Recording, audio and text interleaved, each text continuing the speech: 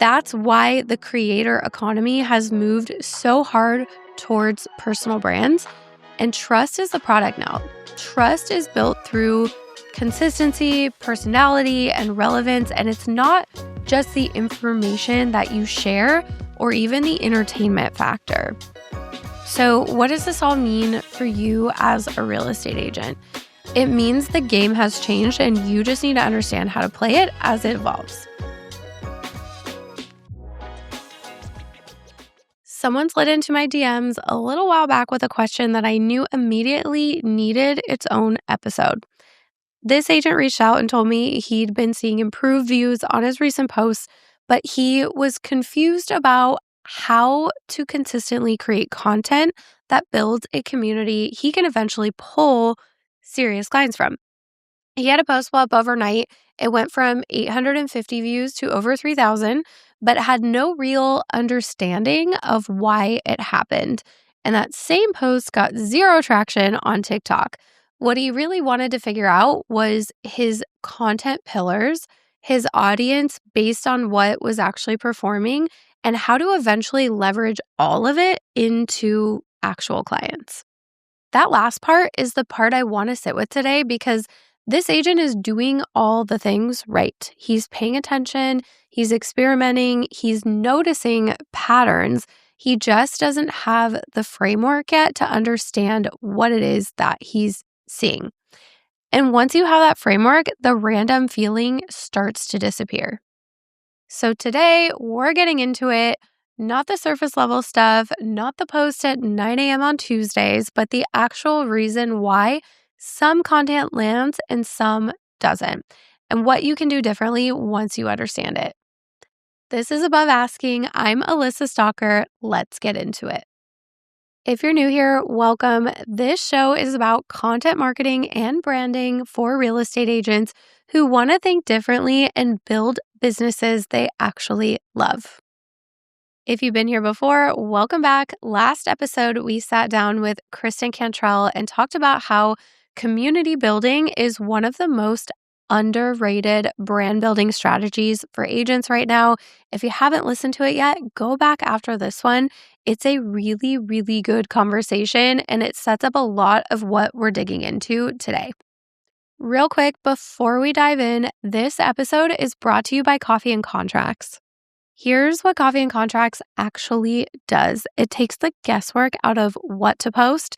We're talking Canva design carousels, real concepts, strategically crafted posts with hooks and captions that are all proven to perform, an entire vault of marketing materials covering every aspect of your brand, plus a community and training to help you actually grow.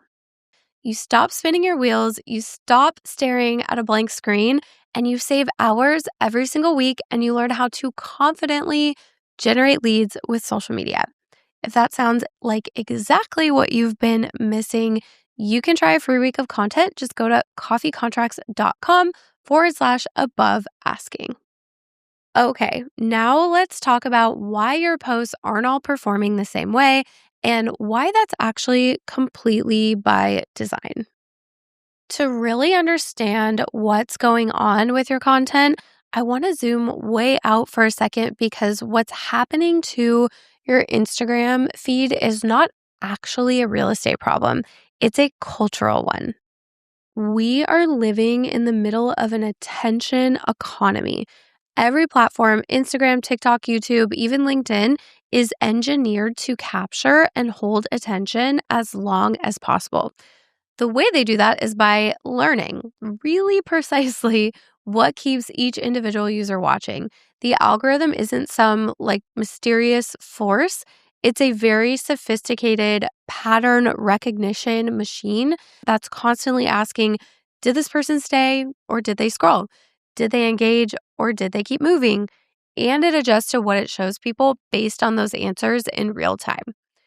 Now layer that on top of the creator economy. In the last 5 years, the number of people creating content professionally or semi-professionally has absolutely exploded, which means the feed isn't just more crowded, it's more competitive in a way it's never been before. You're not just up against other agents anymore. You're up against people who have been studying content strategy. They're studying hooks, storytelling, and audience psychology literally full time. And here's what's really shifted culturally. Audiences have gotten smarter. People simply don't respond to generic. It doesn't register to them if it doesn't stand out. And there's been this massive move toward authenticity and specificity. People follow people who feel like they're talking directly to them, who have a real point of view, who feel like an actual human being and not a content machine or AI. That's why the creator economy has moved so hard towards personal brands. And trust is the product now. Trust is built through consistency, personality, and relevance. And it's not just the information that you share or even the entertainment factor. So, what does this all mean for you as a real estate agent? It means the game has changed and you just need to understand how to play it as it evolves. So let's talk about what this means for your content. Here's where I think a lot of agents get tripped up. They're measuring every post against the same goal, and they want it all. They want views, they want comments, they want new followers, and leads, like all at once from every single post. And when it doesn't deliver all of that, they think that they failed or they're not good at this or social media just simply isn't working for them or there's some secret that they can't seem to figure out that other people know. But inside Coffee and Contracts, we operate on this framework and it's called attract, nurture, convert. And once you understand this, it changes everything about how you look at your content performance. So, an attract post is designed to get you in front of new people. And for real estate agents, this isn't about jumping on a trend for the sake of it. It's really more about like locally focused content, things locals immediately relate to, things they want to share with other locals, the inside scoop of your area, things about the neighborhood or city that people might not even know. That's what spreads in a local market. And that's what gets shared to someone's friend who's thinking about moving there. Attract content is about discovery and getting found by the right people who are already connected to or curious about the area. A nurture post is for people who already follow you. And this is honestly where I see the most missed opportunity because this is where you build authority as an agent, but not in like a boring, here are 3 tips for first time buyers way. Nobody is stopping their scroll for that. Nurture content is where you educate in an interesting way, where your personal brand is the lens and everything gets filtered through so that it doesn't feel like a textbook. It feels like a conversation with someone who actually knows what they're talking about. Scroll stopping hooks, your perspective, your voice.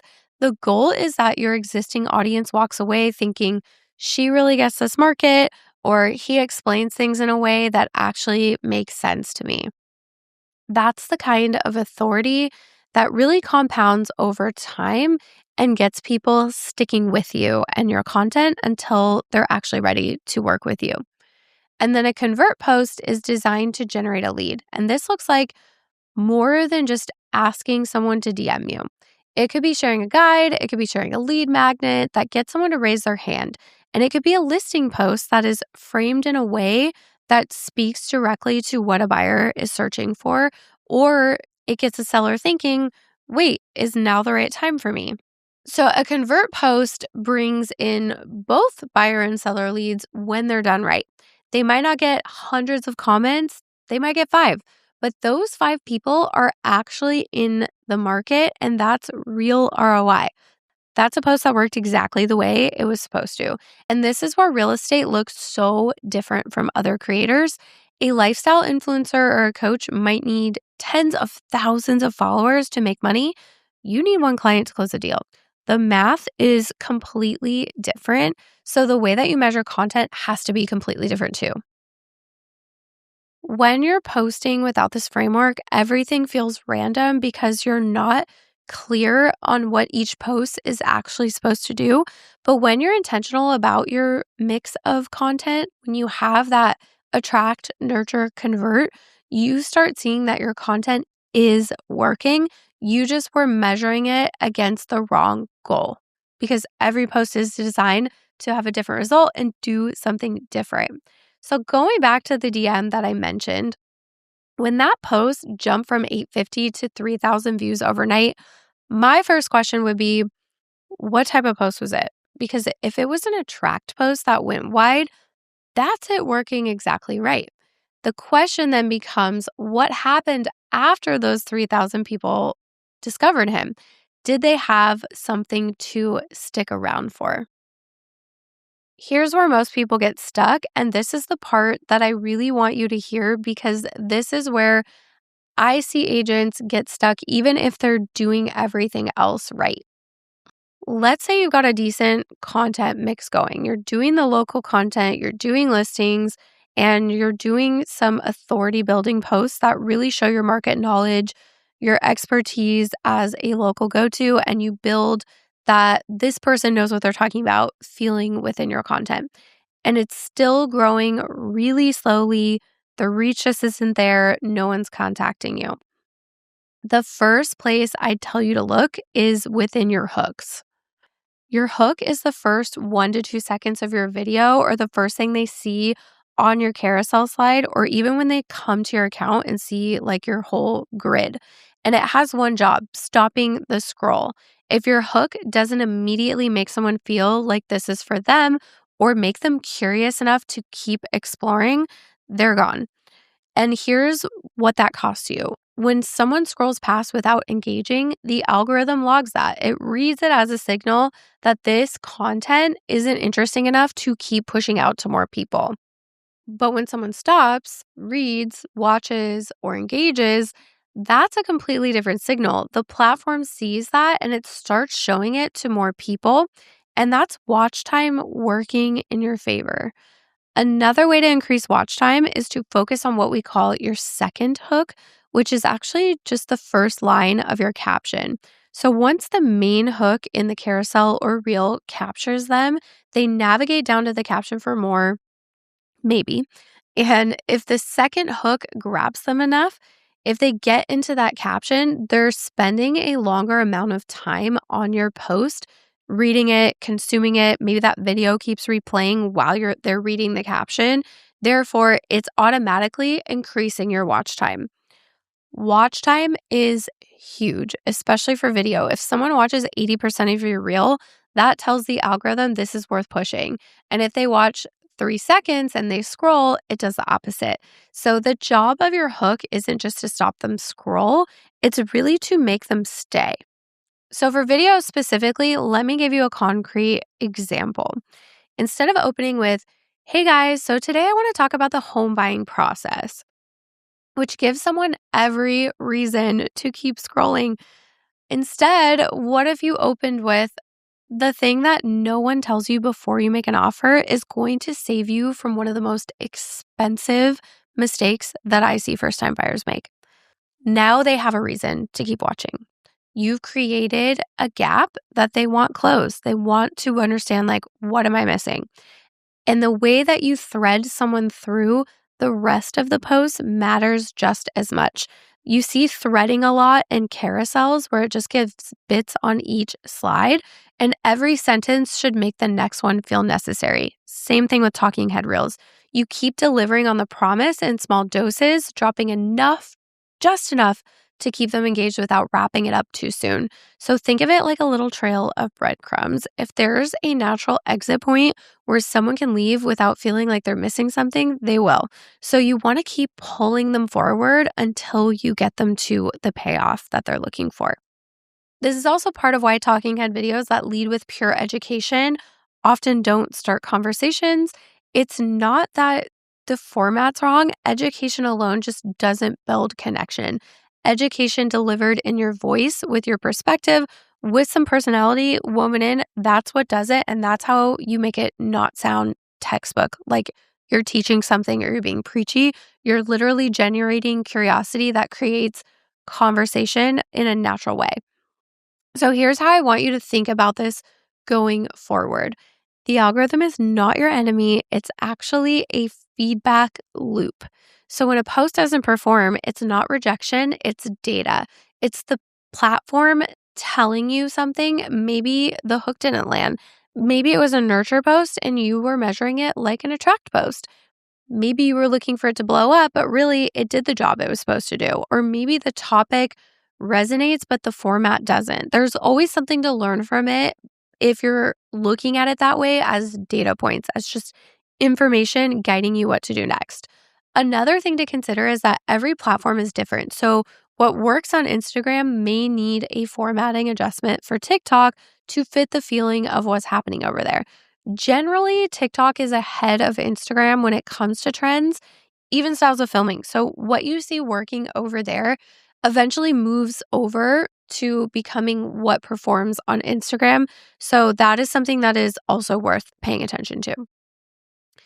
Agents who are seeing success on one platform or multiple, they're posting consistently and staying in it long enough to figure out what works for their specific audience and their specific market and with their specific personality. That's the feedback loop that they begin to live in and create within. So they really treat content like a practice and not so performative or checking a box as like something I have to do for my business today. When you stay consistent and you keep refining, that body of work really compounds. The person who finds you 6 months from now is going to scroll through everything you've posted in the last few months. And the story that your account tells over time is actually what your brand is. That's what makes someone decide to reach out to you instead of someone else. All right, let's talk about taking action. I want to give you something concrete here because this is where the shift actually happens. And that is what we love to do on this show. When you're done listening to an episode, we want you to be able to actually move forward and do something about it. Go look at your last 9 posts. For each one, ask yourself, is this attract, is this nurture, or is this convert? And then ask, was I measuring it against the right goal? Did I have a hook that would make me stop? Did I leave breadcrumbs to keep watching? This is genuinely the kind of thinking that we work through inside of Coffee and Contracts and how the monthly content strategy we give our members is designed. We also do account audits for our members inside of the community as well on our live coaching calls. And the point of that is to help people understand exactly how to make the strategy work for them. So that's why no two agents' content looks the same if they're doing it right. And if you've been listening to this show for a while now and you keep thinking, I'm starting to get the strategy, but I need support actually executing it, or I just don't have time to put the pieces together. Coffee and Contracts is where that happens.